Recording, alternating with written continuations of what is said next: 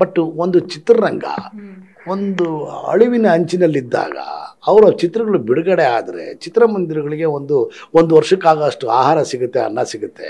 ಆಮೇಲೆ ಭಾಳಷ್ಟು ಜನ ಕಾರ್ಮಿಕರು ಅವ್ರದ್ದು ಚಿತ್ರೀಕರಣ ಆದರೂ ಸುಮಾರು ಜನ ಕಾರ್ಮಿಕರು ಕೆಲಸ ಮಾಡ್ತಾರೆ, ಅವರು ಸಂಸಾರ ನಡೀತದೆ. ಪರೋಕ್ಷವಾಗಿ ಲಕ್ಷಾಂತರ ಜನ ಅದು ಬದುಕ್ತಾರೆ ಅಂದಾಗ ನಾವು ಅವ್ರನ್ನ ವೈಯಕ್ತಿಕವಾಗಿ ಯಾಕೆ ತಗೋಬೇಕು?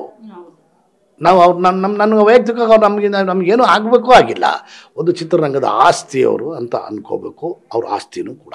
ಸರ್, ಈಗ ಓಕೆ, ಒಂದು ಸಿನಿಮಾ ಕಂಪ್ಲೀಟ್ ಮಾಡಿ ಕೊಟ್ಟು ಹೋಗಿದ್ದಾರೆ ಕಷ್ಟಪಟ್ಟು, ಓಕೆನಾ? ಸೊ ಆದರೆ ಈಗ ಇನ್ನು 6 ತಿಂಗಳು ಇರ್ತಾರೆ ಅನ್ನೋ ಒಂದು ಚಾನ್ಸಸ್ ಇದೆ ಅಂತ ಹೇಳಲಾಗ್ತಿದೆ, ಗೊತ್ತಿಲ್ಲ, ಮಧ್ಯದಲ್ಲಿ ಬರ್ಬೋದು ಜಾಮೀನು ಸಿಕ್ಕಿ. ಸೊ ಒಂದು 6 ತಿಂಗಳು ನಟ ಅಂಧರಾಗೋದು, ದರ್ಶನ್ ಅವರು ಅಂಧರಾಗೋದು ಎಷ್ಟು ಲಾಸು ಚಿತ್ರರಂಗಕ್ಕೆ? ಯಾಕಂದರೆ 6 ತಿಂಗಳಲ್ಲಿ ಮತ್ತೊಂದು ಸಿನಿಮಾ ಕಂಪ್ಲೀಟ್ ಮಾಡ್ಬೋದಾಗಿತ್ತು ಅವರು. ಮೇಡಮ್, ಈಗ 6 ತಿಂಗಳಲ್ಲಿ ಕಂಪ್ಲೀಟು ಮಾಡ್ಬೋದು, ಅವ್ರು ಮಾಡ್ತಿದ್ರು ಅಂದ್ಕೊಳ್ಳೋಣ. ನಾವು ಭವಿಷ್ಯ ಹೇಳೋರಲ್ಲ ಮೇಡಮ್, ನಮಗೆ ಭವಿಷ್ಯ ಬರಲ್ಲ.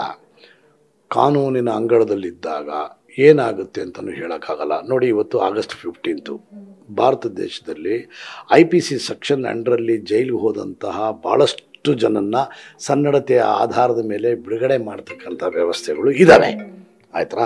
ಹಾಗಂತೇಳಿ ಇವ್ರು ನಾಳೆ ನಾಡಿದ್ದೆ ಬಿಡುಗಡೆ ಆಗ್ತಾರೆ ಅಂತ ನಾನು ಹೇಳ್ತಾ ಇಲ್ಲ. ಪ್ರಕ್ರಿಯೆ ಇದೆ. ಬಟ್ ಅವರು ಆ ಥರ ಅಕಸ್ಮಾತ್ ಬರದೇ ಇಲ್ಲ ಅಂದರೆ, ಅಥವಾ ಒಂದು 6 ತಿಂಗಳು 1 ವರ್ಷ ಬರದೇ ಹೋದರೆ ಚಿತ್ರರಂಗಕ್ಕಂತರೂ 100ಕ್ಕೆ 100 ಭಾಗ ನಷ್ಟ ಇದೆ ಮೇಡಮ್.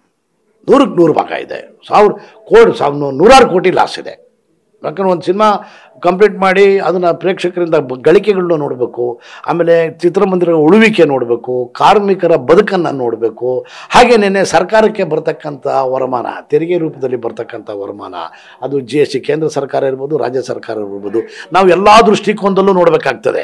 ಅವ್ರು ಬೇಕು ಅಂತ ಒಂಥರ ಮಾತಾಡೋದು, ಬೇಡ ಅಂತ ಒಂಥರ ಮಾತಾಡೋದಕ್ಕೆ ನಾವು ಆ ಸ್ಥಾನಮಾನದಲ್ಲಿ ಕೂತಿಲ್ಲ ಮೇಡಮ್. ನಾನೊಬ್ಬ ನಿರ್ಮಾಪಕರ ಸಂಘದ ಅಧ್ಯಕ್ಷನಾಗಿ ನಾನು ಪ್ರತಿಯೊಂದನ್ನು ಅವಲೋಕಿಸಿ ಮಾತಾಡಬೇಕಾಗ್ತದೆ ವಿನಃ ಬೇಕಾದವರು ಒಂಥರ ಮಾಡ್ದಂಗೆ ಮಾತಾಡ್ದಂಗೆ ಇನ್ನೊಬ್ಬರು ತುಂಬ ಮಾತಾಡ್ದಂಗೆ ನಾನು ಮಾತಾಡೋಕ್ಕಾಗಲ್ಲ, ತಪ್ಪಾಗತ್ತೆ.